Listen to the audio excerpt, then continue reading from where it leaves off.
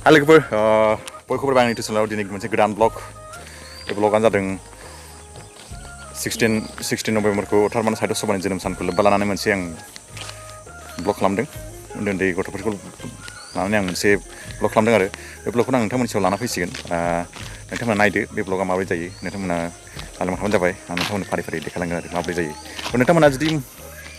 White खालामदो माबोरै जायो ब्लगफोरखौ नै बे किड्सफोरखौ लानानै आं खालामदों आरो मोनसे ब्लग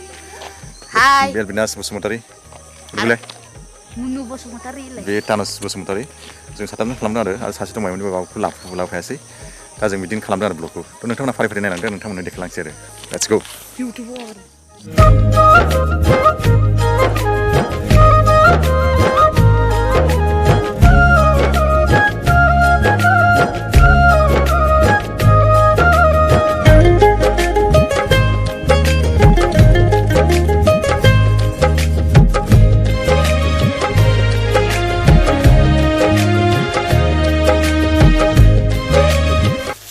Hai लोगोफोर दा फैयै जों दिनै साहित्य सभा जोनोम साननि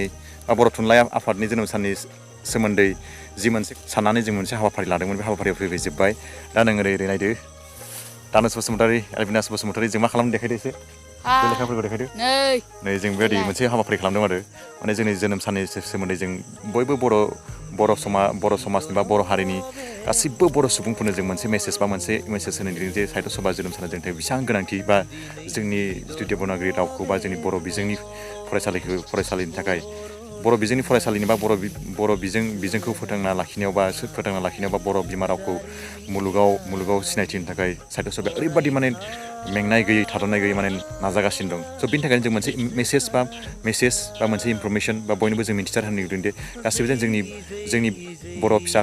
फिसाफोरा बा बर' हारिनि गासैबो सुबुंफ्रा बेखौ अरायबो गोसो लाखियो जे साहित्य सभाया जोंनि थाखाय बेसेबां गोनांथि आरो जोंनि रावखौ फोथांना लाखिनो थाखाय बिथांमोना बेसेबां बिहोमा दं बिदिनो जों मोनसे गुसुं भिडिअ लाना फैबाय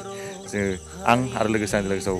दानस बसुमतारी आरो एलबिनास बसुमतारी दं जों साथामजों मोनसे गुसुं भिडिअ लाना फैबाय नोंथांमोना नायनानै जुदि मोजां नांब्ला भिडिअखौ लाइक खालामबानो जाबाय आरो शेयार खालामनो दाबाव बेखौ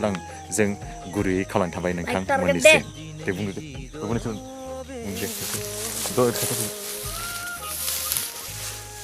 Hi guys, hello. Hi guys. जोंनि भिडिअ बानायनायखौ नोंथांमोना लाइक आरो शेयार खालाम बेखौल' जों नोंथांमोननिसिम गुरैयै खावलायनाय थाबाय गोजोन्थों आरो 1K लाइक बानाय लोगोफोर 1 मिलियन लाइक बानायलै